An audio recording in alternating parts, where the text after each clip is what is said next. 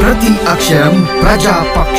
నర్సీపట్నం నియోజకవర్గంలో జరుగుతున్నటువంటి సామాజిక సాధికార యాత్రకు ముఖ్య అతిథిగా విచ్చేసినటువంటి ఉత్తరాంధ్ర రీజనల్ కోఆర్డినేటర్ గారు పెద్దలు గౌరవనీయులు వైవి సుబ్బారెడ్డి గారికి హృదయపూర్వక నమస్కారాలతో, మరి మా ప్రియతమ శాసనసభ్యులు మరి పెట్ల ఉమాశంకర్ గణేష్ గారు ఆయన నాయకత్వంలో నర్సీపట్నం నియోజకవర్గం ఏ రకంగా అభివృద్ధి చెందుతూ ఉందో, గౌరవ ముఖ్యమంత్రి గారు జగన్మోహన్ రెడ్డి గారి దగ్గర మన ప్రాంత ప్రజల పట్ల అభివృద్ధి కోసం ఆయన అనేక పర్యాయాలు మాట్లాడినప్పుడు నేను ప్రత్యక్షంగా కూడా ఉండటం జరిగింది.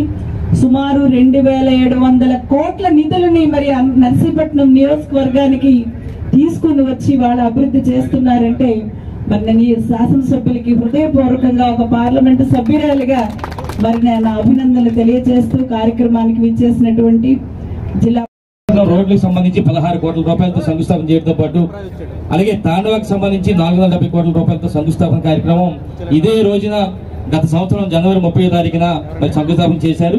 మళ్ళీ అదే రోజున ఈ రోజు మరి సామాజిక సాధికార యాత్ర ద్వారా మరి పెద్దలు మన party regional coordinator Y V Subbareddy గారు మరి పరిశీలన చేస్తూ ఈ రోజు ఇప్పటికే చేయడం జరిగింది.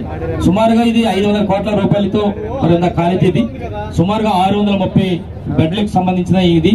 ఆ రోజు మేము గౌరవ ముఖ్యమంత్రి గారు 2019 ఎన్నికల్లో నర్సీపట్నం వచ్చినప్పుడు ఒక విషయం చెప్పాను సీఎం గారికి. ఏమన్నా అంటే అన్న ఇక్కడ మాకు ఏదైనా అత్యవసర పరిస్థితుల్లో ఏదైనా ప్రమాదం జరిగితే ఇక్కడ నుంచి విశాఖపట్నం 2 గంటల ప్రయాణం చేయాల్సి వస్తుంది.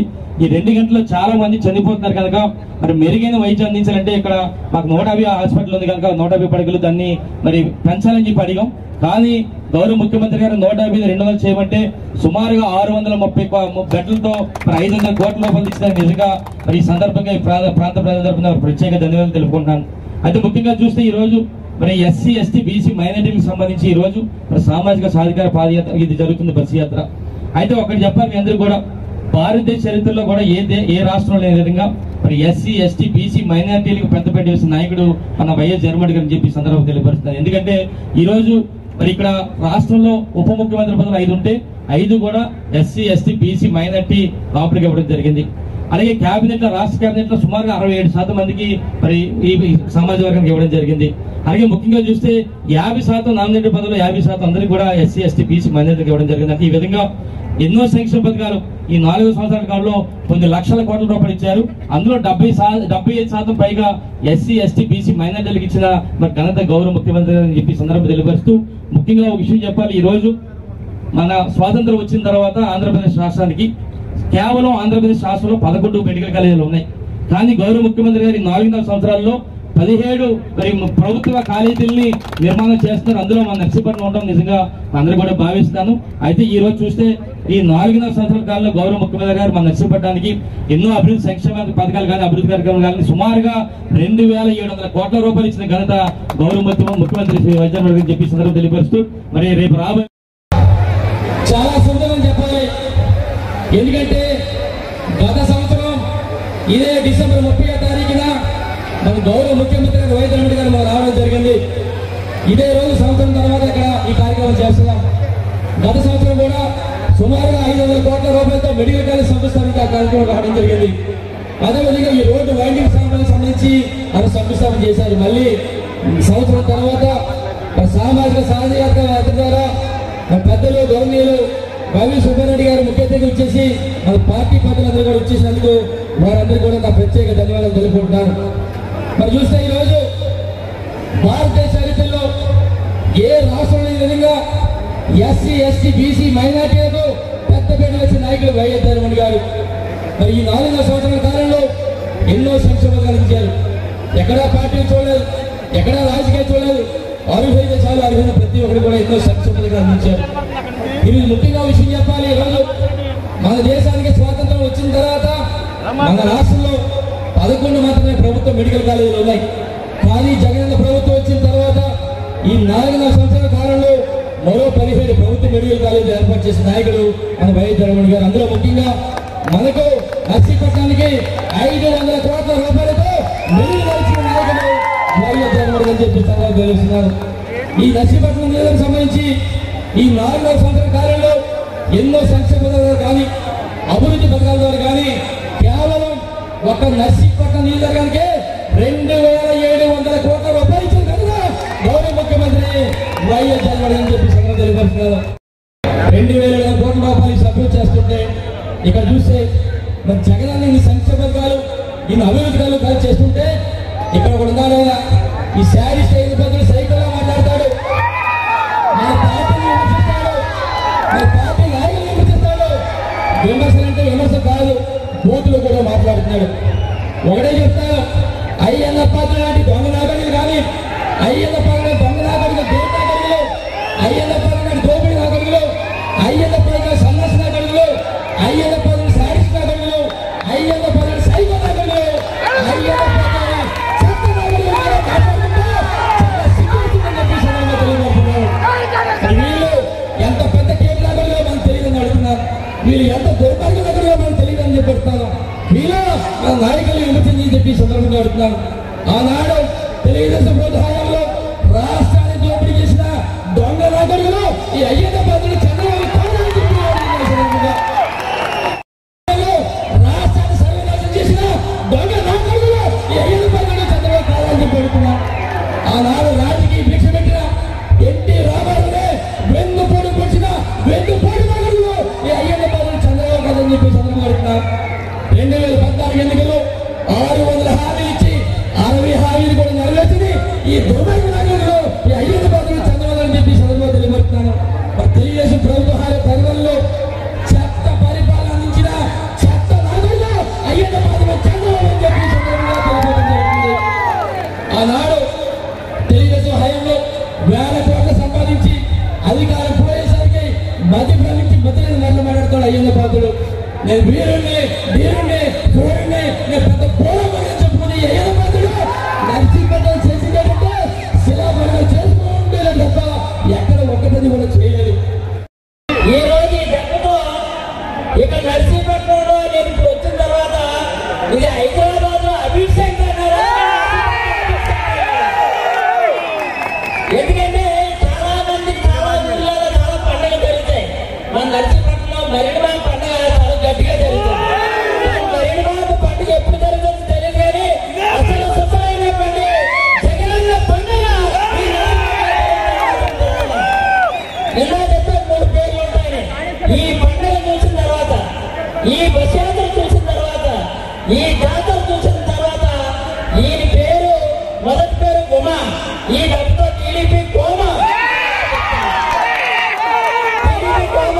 రెండో పేరు శంకరు, ఈ నైట్ ఒకరికి మాత్రం ఈయన మూడో పేరు గణేష్. ఈ చూసిన తర్వాత శభాష్ ఇది ఒక పక్క ఏంటంటే మనం చూస్తుంటే ఇక్కడ మనకి రామాపల్లి తాండ్రా ఒక్కోసారి ఉప్పుకుపోతుంది. ఈ రోజు చెప్తారు బంగాళాఖాతం పొంగిందా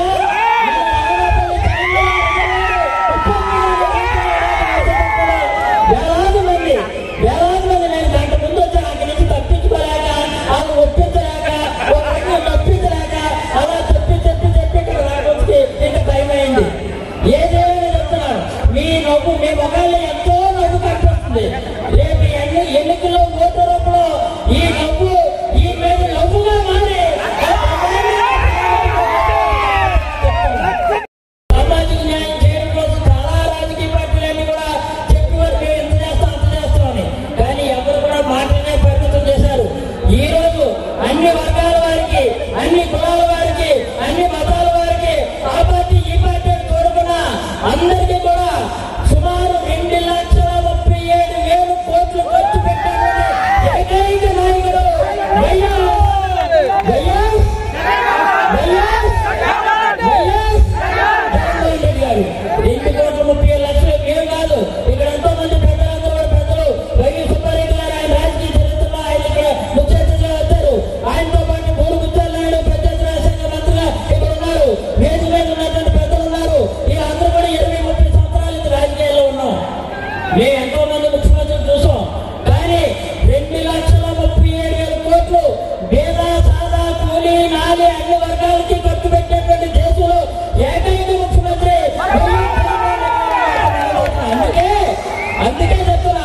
మన గుండెల్లో ఉన్నాడు జగన్, మన గుండెల్లో ఉన్నాడు జగన్. తిరుగుతుంది, తిరుగుతుంది, మన గుండెల్లో ఉన్నాడు తిరుగుతుంది.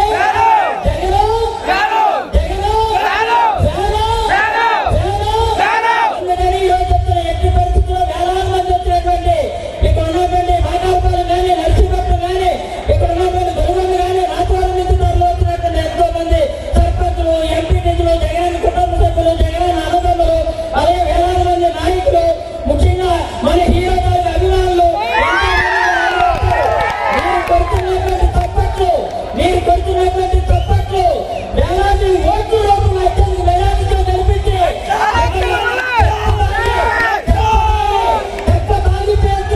నాయకుడు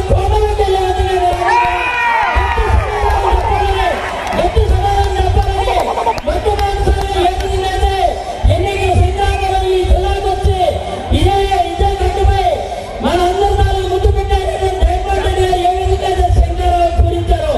ఈ ఉమ్మడి విశాఖ జిల్లాలో మొట్టమొదటి గెలిచే సీటు, ఈ సీటు ద్వారా మన సీట్లన్నీ గెలిచే విధంగా అత్యధిక మెజార్టీ ఇవ్వాలని కోరుకుంటున్నాను. చంద్రబాబు ఏ విధంగా తప్పదగిలేసే విధంగా కాకుండా రైతులు మోసం చేశారు చంద్రబాబు నాయుడు, డోక్రా చెల్లెలు మోసం చేశారు చంద్రబాబు నాయుడు, నిరుద్యోగులు మోసం చేశారు చంద్రబాబు నాయుడు, అపరాధులు మోసం చేశారు చంద్రబాబు నాయుడు. కానీ మనందరూ జగన్, మనందరూ ఏ ముఖ్యమంత్రి దేశ చరిత్రలోనే ఏ రాష్ట్ర ముఖ్యమంత్రి చేయలేనటువంటి విధంగా అమ్మవారితో మొదలు పెట్టారు, రైతు భరోసా ఇచ్చారు, చేయూత ఇచ్చారు, ఆసరా ఇచ్చారు, వాహన మిత్ర ఇచ్చారు, ప్రతి ఇంటికి కూడా ఉపాధి కల్పించాడు. మన పేద కుటుంబంలో పుట్టినటువంటి ప్రతి పిల్లల్ని కూడా ఒక ఉన్నత స్థాయి చదువు చదివించడానికి మూడో తరగతిలోనే ఇంగ్లీష్ మీడియం ప్రవేశపెట్టడమే కాకుండా మీ పిల్లల్ని ఇంటి స్కూల్ పంపిస్తే చాలు అమ్మఒడి వేశాడు, చక్కని యూనిఫామ్ ఇచ్చాడు, బ్యాగ్ ఇచ్చాడు, బౌక్ ఇచ్చాడు, సాక్స్ ఇచ్చాడు, నడవడానికి బెల్ట్ ఇచ్చాడు. కేవలం మీరు చేయవలసిందల్లా మీ పిల్లల్ని పాఠశాలకు పంపిస్తే చాలు.